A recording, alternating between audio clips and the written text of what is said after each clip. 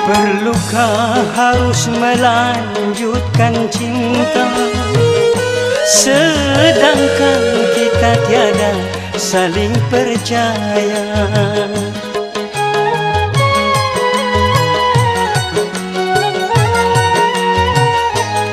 Sudahkah ada pengganti di sana yang lebih memuaskan segala-galanya?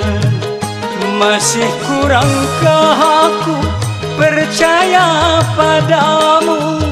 Kukira cintamu tidak untuk orang lain.